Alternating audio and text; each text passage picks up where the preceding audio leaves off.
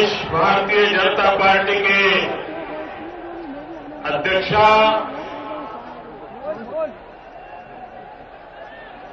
आदरणीय वसुंधरा जी,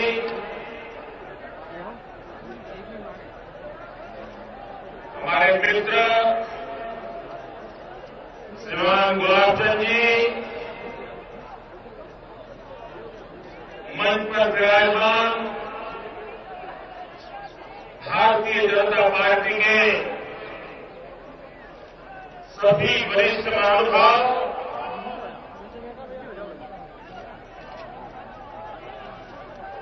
और आज जोम और जुस्से से भरे हुए मेरे प्यारे भाइयों और बहनों,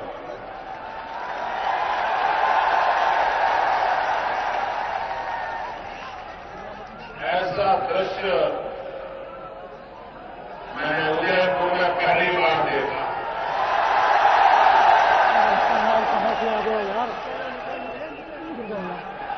तो मैंने गुलाबचंद जी से पूछा कि आखिर में ऐसा कार्यक्रम कब हुआ होगा। वो कहते हैं आखिर का मत पूछो, ये पहली बार स्टेडियम भरा है क्या है।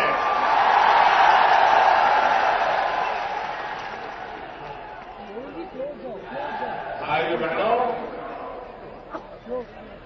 ये नजारा कहता है हवा का रूप क्या है।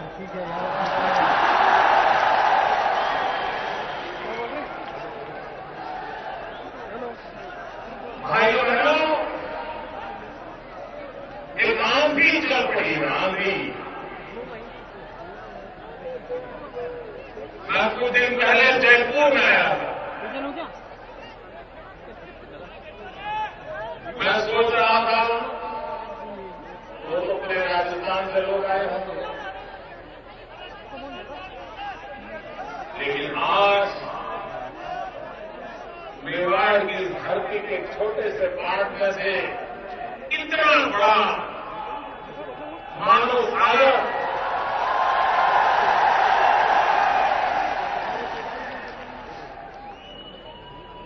मेरे को एक प्रकार से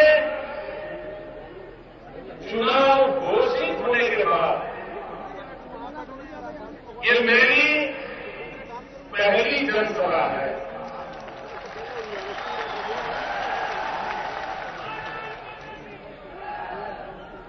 जिन राज्यों में चुनाव है वहां पर अभी मेरा दौरा शुरू नहीं हुआ है। आज उसका आरंभ महाराष्ट्र की इस वीर भूमि से हो रहा है। भाइयों बहनों, और जब मैं मेवाड़ की धरती पर आया हूं,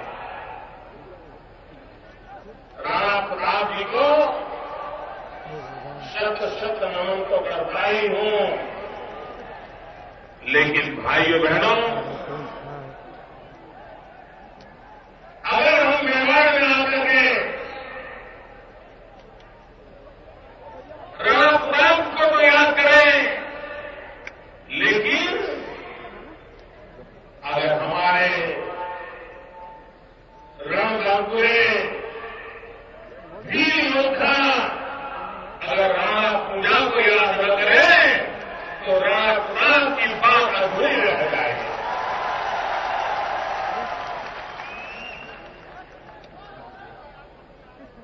आदिवासी समाज, वीर समाज का आया हुआ एक व्यक्ति, जैसे प्रभु रामचंद्र जी को 14 साल तक आदिवासियों ने साथ दिया था, वैसा ही साथ ये हमारे वीरों ने राणा प्रताप को दिया था। ये पूरे साथ हुआ। और इसलिए देश के स्वाभिमान के लिए लड़ने वाले, देश के स्वाभिमान के लिए बलि चढ़ने का संकल्प करने वाले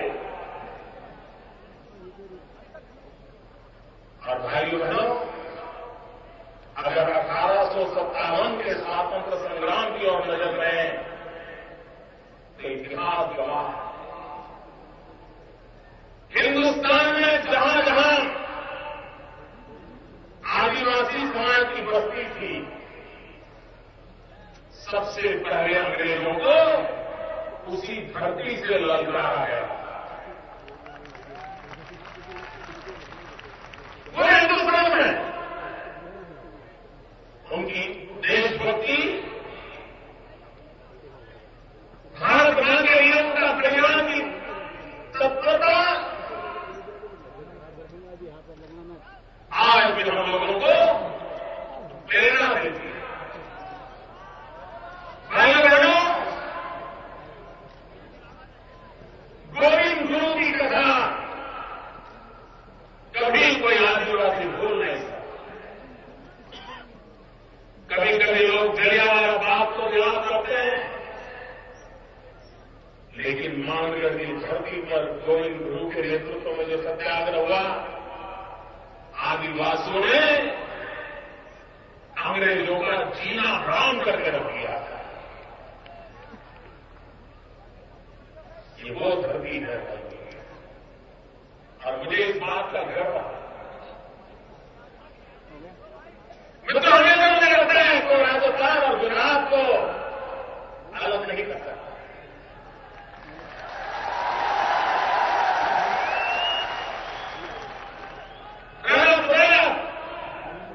जब हम लेकर के चल पड़े तो गुजरात के इलाके के पड़ोस में साबरकांठा के विजयनगर के जंगलों में आकर के अपनी जिंदगी काट दी उन्होंने, लड़ाई के लिए तैयारियां की।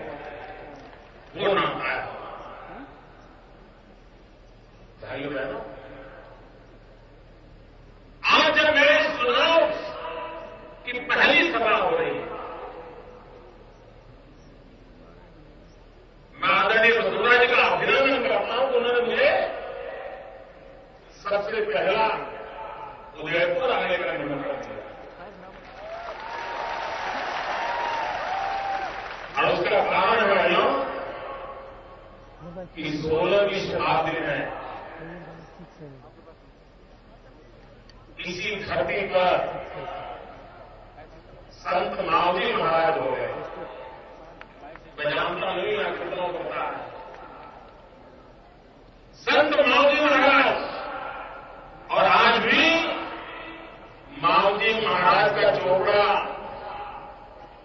उस समय जो बातें लिख करके गए थे, वो आज भी आदिवासियों के लिए और नई आदिवासियों के लिए हिंदुस्तान के भाग्य का निर्माण करने चाहते हैं, उन सबके लिए मावजी महाराज का चोपड़ा आज भी प्रेरणा देता है। उस मावजी महाराज के चोपड़े में लिखा है, 400 साल पहले लिखा है, और उन्होंने लिखा था, आपड़ा युगમાં आजादी का बिगुल वीर समाज बगाड़ो हो महाराज। देखिए उस समय क्या लिखा था, आपड़ा युगમાં आजादी का बिगुल वीर समाज बगाड़ो हो महाराज।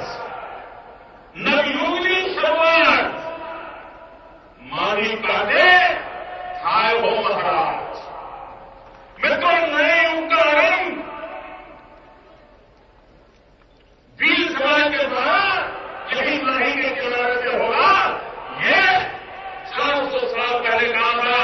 मैं आज ये दृश्य देख करके कह रहा हूं कि भाइयों बहनों, मावजी महाराज जो कह करके गए थे, तो यहां के मेरे आदिवासी आज यहां से आरंभ कर रहे हैं। ये मैं देख रहा हूं।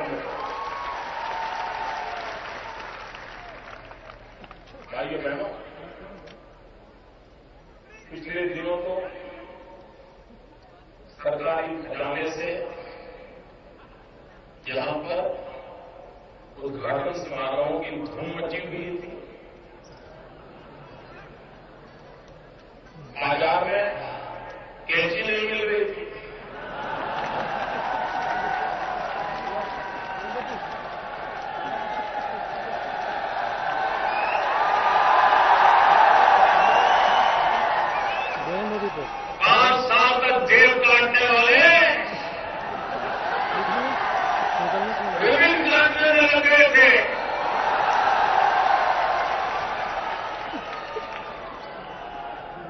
पूरे अखबार के पन्ने भर भर के में दे रहे थे ऐसा नहीं, मेरे गुजरात में भी दे रहे हैं। मैं सोचता था कि इतना खर्चा कि गुजरात के अखबार में स्थान क्यों दे रहे हैं। तो मुझे बताया गया कि चुनाव घोषित होने के बाद हमारे नेता लोगों को, कांग्रेस के नेता लोगों को सूरत और अहमदाबाद का चक्कर काटने के लिए आना है, इसलिए माहौल बना रहे हैं। आपको मालूम है क्यों आते हैं? पता है ना क्यों आते हैं? आप समझ जाइए, मैं कहता नहीं हूं। भाइयों बहनों, थोड़ा सही लगता है ना तो ठीक है। आपके राजस्थान में शहजादे आए थे,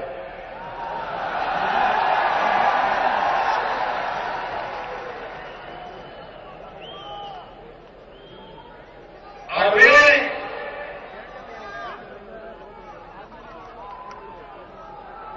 क्या बोल के गए? अभी तक कांग्रेस के लोग समझ नहीं पाए तो क्या बोल के गए। और उनकी बात को छोड़ो,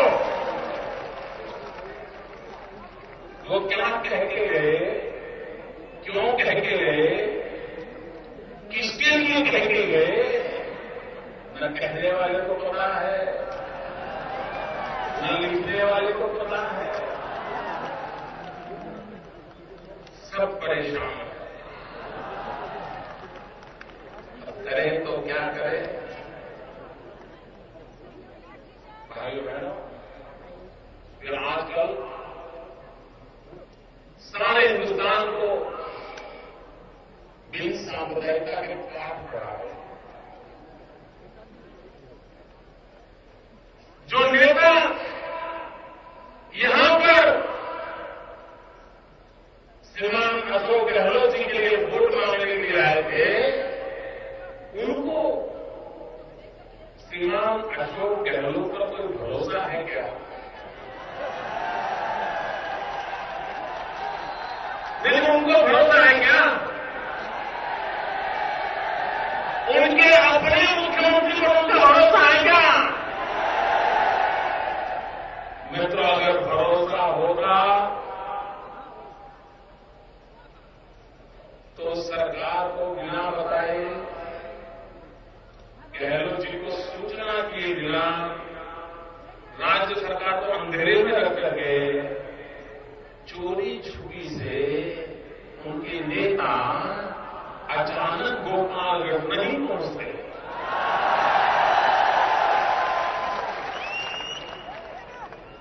चोरी छुपी से क्यों? उनको अपने मुख्यमंत्री पर, उनके अपने मुख्यमंत्री की सरकार पे भरोसा नहीं। और आए तो कहां आए? गोपालगंज में आए। और मोटरसाइकिल भी किसकी? पता है किसकी मोटरसाइकिल थी? यहां के अखबारों में खोज करके निकाला था।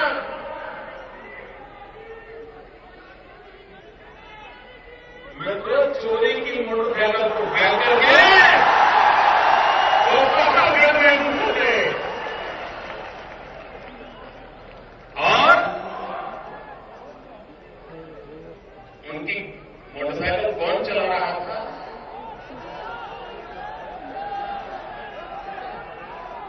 और ये ऐसे लोगों की मोटरसाइकिल पर सवारी करने वाले लोग राजस्थान की जनता को उपदेश दे रहे हैं।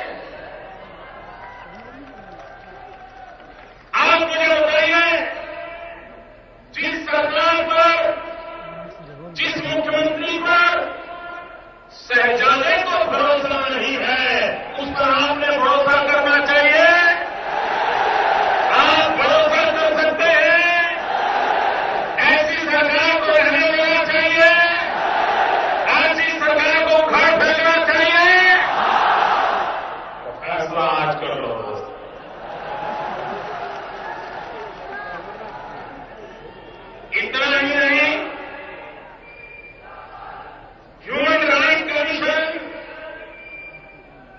हिंदुस्तान के ह्यूमन राइट कमीशन को बनाया है मैडम सोनिया जी ने, उनकी कृपा से बना है। उस ह्यूमन राइट कमीशन ने आपके श्रीमान अशोक गहलोत जी की सरकार के लिए इतने बुरे शब्द कहे हैं, शायद हिंदुस्तान में किसी सरकार के लिए ह्यूमन राइट कमीशन को ऐसा नहीं करना पड़ा। ह्यूमन राइट कमीशन को भी इस सरकार पर भरोसा नहीं है। क्या आप कहेंगे? पक्का? इतना ही नहीं तो ये शहजादे यहां आकर के बिन सांप्रदायिकता के पाठ पढ़ाते हैं, लेकिन उन्हीं सरकार के बनाए हुए माइनॉरिटी कमीशन ने लगातार जो हड़कंपे चल रहे हैं,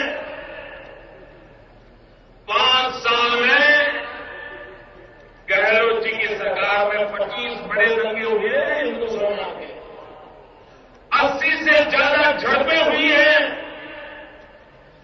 निर्दोष लोग मारे गए हैं,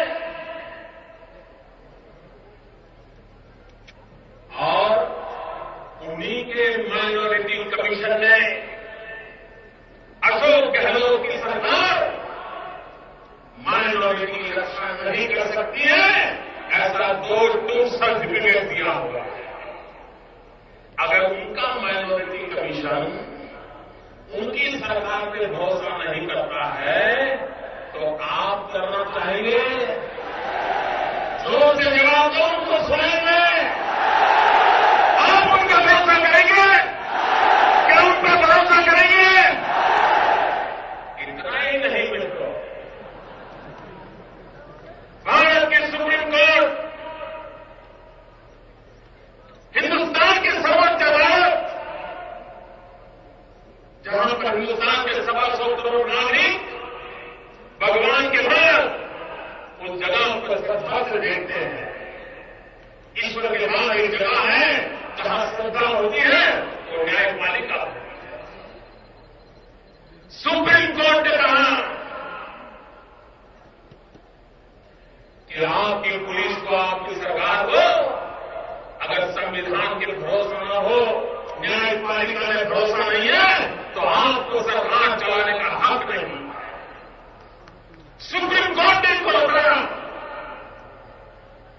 कि आप उनको माफ करना चाहते हो, इनको माफ किया जा सकता है।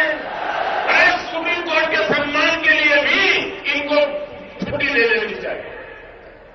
इतना ही नहीं, राजस्थान के हाईकोर्ट ने क्या कहा?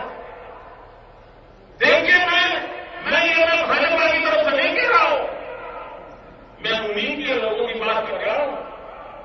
राजस्थान हाईकोर्ट ने उनके लिए कहा, अगर आपको सरकार चलाना नहीं आता है, लोगों का काम करना नहीं आता है, तो आप सरकार छोड़ के चले जाइए। ये राजस्थान की कोर्ट ने अशोक गहलोत की सरकार को कहा। भाइयों बहनों, मेरी बात आप मानो न मानो आपकी मर्जी, वसुंधरा जी की बात को मानो न मानो आपकी मर्जी, लेकिन न्यायपालिका की बात मानोगे नहीं मानोगे? न्यायाधीश ने कहा हुआ तो मानोगे कि नहीं मानोगे? अब इसलिए भाइयों, अरे इतना ही नहीं,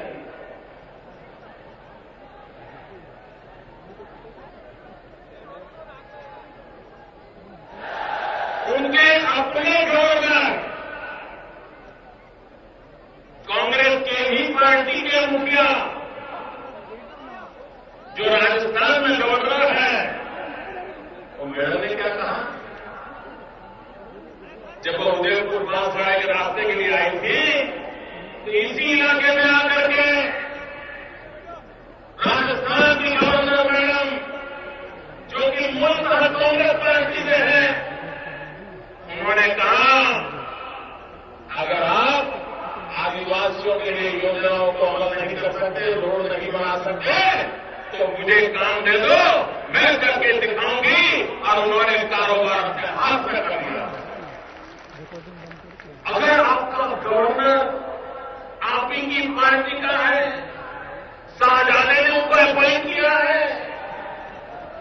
वो भी कहे कि आप काम के नहीं हो, आदिवासियों की भलाई का काम मुझे दे दो। आप मुझे बताइए, जिनको शहजादे स्वीकारते नहीं है, जिनको उनके गवर्नर स्वीकार नहीं करते हैं, जिनको न्यायपालिका का स्वीकार नहीं करती है, जिनको ह्यूमन राइट कमीशन स्वीकार नहीं करता है, जिनको माइनॉरिटी कमीशन स्वीकार नहीं करता है, क्या ऐसी सरकार को राजस्थान की जनता कभी स्वीकार करेगी? और इसलिए भाइयों बहनों, मैं हवाला आपको दे रहा हूं कि ऐसी सरकार जिसने राजस्थान को तबाह कर दिया है, क्या कभी आपने सुना है? ये लोकतंत्र है, और लोकतंत्र में हर नागरिक को अपनी बात बताने के लिए, अपनी कठिनाई के कहने के लिए, अपनी शिकायत करने के लिए सरकार के पास जाना पड़ता है, नहीं जाना पड़ता है? भाइयों, जरा मुझे जोर से बताइए, जाना पड़ता है? सरकार के पास जाना पड़ता है? आप मुझे बताइए, क्या राजस्थान के अंदर कोई महिला, कोई मां, कोई बेटी, कोई बहन किसी मंत्री को मिलने जाने की हिम्मत करेगी? करेगी तो? अगर कोई मां, कोई बहन, कोई बेटी सरकार के मुखिया के घर जा नहीं सकती, उनके दफ्तर में नहीं जा सकती, तो सरकार हमारी मां, बहन, बेटियों की इज्जत की रक्षा कैसे करेगी?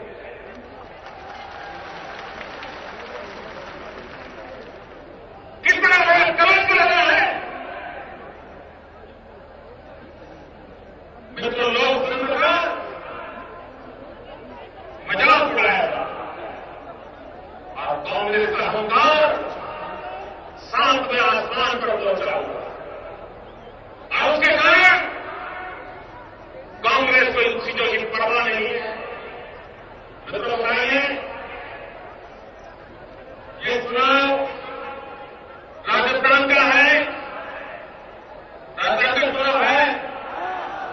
क्या कांग्रेस पार्टी ने अपने काम का हिसाब देना चाहिए कि नहीं देना चाहिए?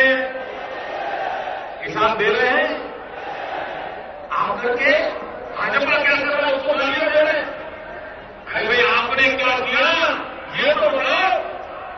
ये कांग्रेस वालों ने आपको कहा था कि 100 दिन में महंगाई कम करेंगे, उनको कहा था, जरा थोड़ा सा बताओ भाई। इन्होंने कहा था 100 दिन में महंगाई कम करेंगे, मुझे बताइए महंगाई का क्या हुआ? जिस समय अटल बिहारी वाजपेयी ने सरकार छोड़ी, उस समय जो महंगाई थी और आज महंगाई जहां पहुंची है, ये देखने के बाद तो लगता है कि गरीब के घर में चूल्हा जलना मुश्किल हो गया। गरीब का बच्चा आंसू पी के सोता है। जब अटल जी की सरकार थी, गुड़ 9 रुपये में मिलता था, आज 50 रुपये में भी मिलना मुश्किल हो गया। ये किसने दिया? ये कांग्रेस की सरकार ने महंगाई दी है। हर की दाल 26 रुपये में मिलती थी जब अटल जी की सरकार थी, आज 70 रुपये में भी मिलना मुश्किल हो गया है। ये काम किसने किया? जोर से बताइए, ये काम किसने किया? ये महंगाई कौन लाया? इतना ही नहीं भाइयों, मिर्ची अटल जी के जमाने में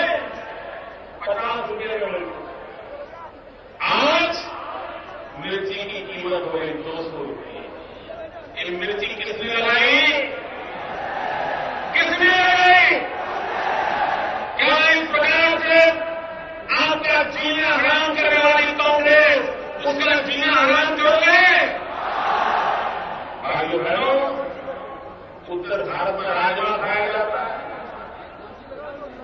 पहले राजमा अटल जी के जमाने में 28 रुपये में मिलता था। भाइयों बहनों, आज राजमा 100 रुपये में भी नहीं मिलता है। ये महंगाई करके छोड़ा है।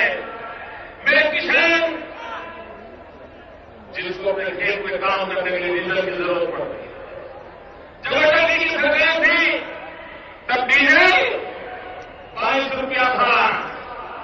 आज डीजल 60 रुपये पार कर गया है। आप मुझे बताइए, मेरा किसान अपने खेत में कैसे काम कर पाएगा? और प्याज आज अगर सबसे महंगी चीज है तो क्या है? कोई मुझे बताएंगे तो ये प्याज का संकट क्यों पैदा हुआ? ये आपको मूर्ख बना रहे हैं। प्याज की पैदावार में सिर्फ 5% कमी आई है, सिर्फ 5%, लेकिन दाम 1500% बढ़ गए हैं। उत्पादन 5% कम हुआ है, लेकिन दाम 1500% बढ़ गए हैं। और ज्यादातर प्याज कहां पैदा होती है? प्याज ज्यादा पैदा होती है महाराष्ट्र में, आंध्र में, कर्नाटक। और ये तीनों राज्य कांग्रेस की सरकार है। हम देश दूसरा चाहता है, ये मुनाफाखोरी कौन कर रहा है?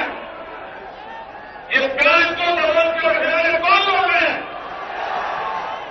सरकार कांग्रेस की है। लेकिन गरीब के प्याज को इन्होंने छीन लिया और उसका मूल कारण बाजार में तो किस चीज की जरूरत हो, किस इलाके में जरूरत हो, कितनी मात्रा में जरूरत हो, इसका कोई अनुमान, उसकी कोई जानकारी ये दिल्ली में बैठी हुई सरकार को नहीं है। उनको कोयले में रस है, पूंजी में रस है, लेकिन प्याज में नहीं है। और उनकी नजर सोने पर गई है। दिल्ली सरकार सोना कब्जे करने में लगी है। और उनको किसी ने बता दिया कि राजस्थान में तो हर घर में 1-1 किलो सोना होता है। तो चिदम्बरम लगे हैं कि राजस्थान के हर घर में सोना कैसे छीन लिया जाए, माताओं का मंगलसूत्र कैसे छीन लिया जाए, इसके खेल चल रहे हैं। भाइयों बहनों, अपनी विफलताओं को छिपाने के लिए ये दिल्ली की सरकार रोज नए फेल कर रही है। मैं तो हमारे देश में टीवी में अनेक प्रकार की सीरियल चलती है, लेकिन ज्यादातर सीरियल वो सफल होती है जिसमें फैमिली सीरियल होती है। साथ भी कभी बहू है, ऐसी चलती है ना, वही ज्यादा चलती है ना। तो कांग्रेस के शाहजादे को भी लगा कि फैमिली सीरियल काम में आ जाए।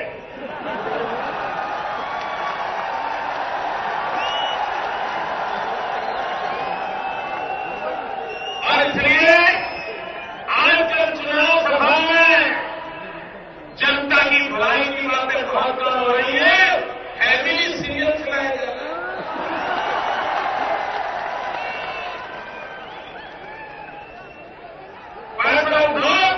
देखो, यही कारोबार चल रहा है। और इसलिए भाइयों बहनों,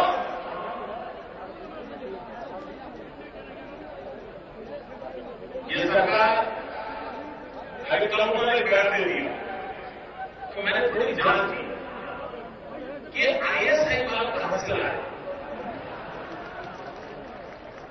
मुजफ्फरनगर के नौजवान पाकिस्तान की खुफिया एजेंसी ISI के साथ कोई षड्यंत्र कर रहे हैं, ऐसा बड़ा घटस्फोट किया। मैंने छानबीन शुरू की तो मुझे पता चला कि राजस्थान के अंदर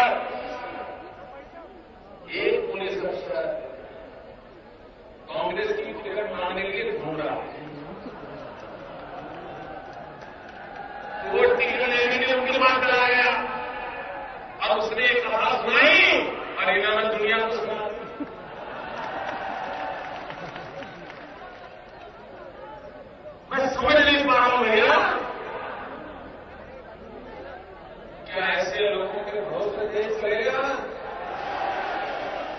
क्या आप अपना भविष्य उनके हाथ दे सकते हैं? भाइयों बहनों, ये मेवाड़ की धरती है जहां आपने कहा था बांस की रोटी खाएंगे लेकिन सम्मान के सामने सब लोग काम नहीं करेंगे। ये भूमि है और वो संस्कार आदमी है। ये मेरा डूंगरपुर, कोई परिवार ऐसा नहीं होगा कि जिसके 2-4 बच्चे, परिवार के 2-4 सदस्य मेरे गुजरात में ना हो। पूरा डूंगरपुर मेरे गुजरात में मजदूरी करते हैं, बर्तन साफ करते हैं, कपड़े धोते हैं, फट साफ करते हैं और मकान के मालिक हफ्ते भर के लिए बाहर जाने वाले हो, घर की चाबी तो डूंगरपुर के मेरे आदिवासी के हाथ में लेकर के जाते हैं और कभी एक नए पैसे की चोरी नहीं होती, कभी कोई शिकायत नहीं होती है। ये गौरवपूर्ण बात मेरे डूंगरपुर के आदिवासियों के संस्कार है। हम तो अनुभव करते हैं। चाबी देके जाओ, आप आकर के देखिए किसी चीज को कोई कमी नहीं होती। ये छोटी चीज नहीं होती। ये राजस्थान की धरोहर है जिसके लिए राजस्थान गर्व करे, ऐसी घटनाएं हैं लेकिन उसको तबाह कर दिया। आप देखिए ये सीबीआई जिस दिन कांग्रेस को लगा कि अब राजस्थान में उनकी सरकार नहीं बनेगी, वसुंधरा जी, गुलाब चंद जी दोबारा आएंगे, उसी दिन से सीबीआई ने गुलाब चंद जी को घेरने की कोशिश की। आज सिर्फ गुलाब चंद जी को घेरा तो नहीं, उनका इरादा वसुंधरा जी तक जाने का है और मैं बहुत जिम्मेवारी पूर्वक दुनिया के सामने रखता हूं। कांग्रेस के एक प्रावधान है, मैं पूछना चाहता हूं, कांग्रेस के बचाव के अंदर दिन रात खेल खेलने वालों को पूछना चाहता हूं। आज जो प्रधानमंत्री कार्यालय का आरोप लगे हैं, सरकार के सीनियर अफसर ने प्रधानमंत्री पर कोयले के संबंध में सीधा आरोप लगाया है। अगर ऐसा ही आरोप वसुंधरा जी पर लगता, नरेंद्र मोदी पर लगता, शिवराज सिंह पर लगता, रमन सिंह पर लगता, तो सीबीआई क्या करती? एक मिनट के अंदर करके जेल में हम लोगों को बंद कर देती। लेकिन आज सीबीआई को साफ सुन गया है। एक के बाद इतनी सारी बातें आ रही हैं, लेकिन सीबीआई, क्योंकि सीबीआई का उपयोग राजनीतिक बाधा के लिए किया जा रहा है। अपने विरोधियों को डराना, धमकाना, दबाना, जेल के सलाखों के पीछे डाल देना। लेकिन इस दिल्ली की सल्तनत के लोगों को सुन लीजिए, सिर्फ 6 महीने बाकी है।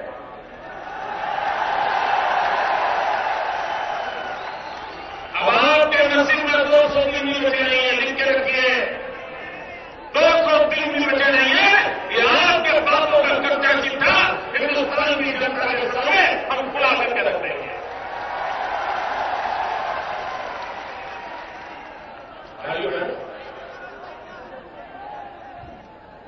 जब वसुंधरा जी मुख्यमंत्री थी, मुझे याद है राव सिंह शेखावत, वसुंधरा जी एक बात के लिए मुझे इतना परेशान करते थे, एक बार दिखाऊं मेरा नींद हराम कर देते थे। क्यों?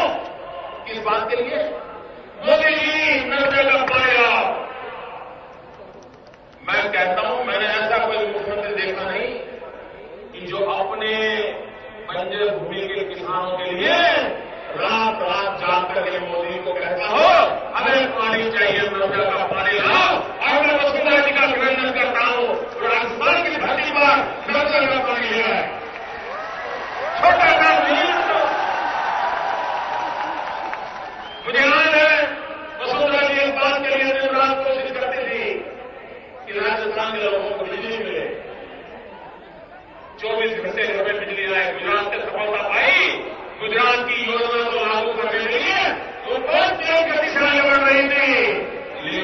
इसके रोज साहब आए, अंधेरा ही अंधेरा ले आए। और इसलिए भाई बहनों, राजस्थान को बर्बाद नहीं होने देना।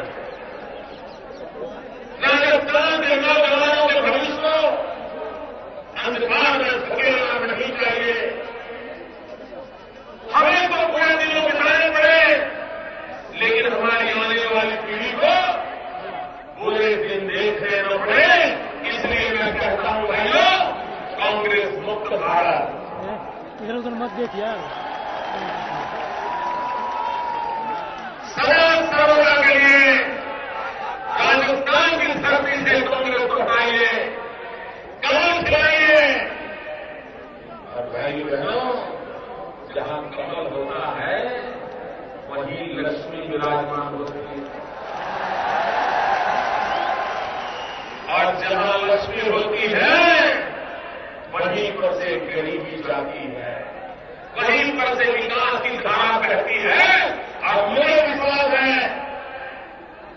कि आदरणीय वसुंधरा जी के नेतृत्व में राजस्थान एक भव्य विजय प्राप्त करेगा, सपने संजोएगा, राजस्थान की युवा पीढ़ी का भाग्य बदल देगा और राजस्थान हिंदुस्तान का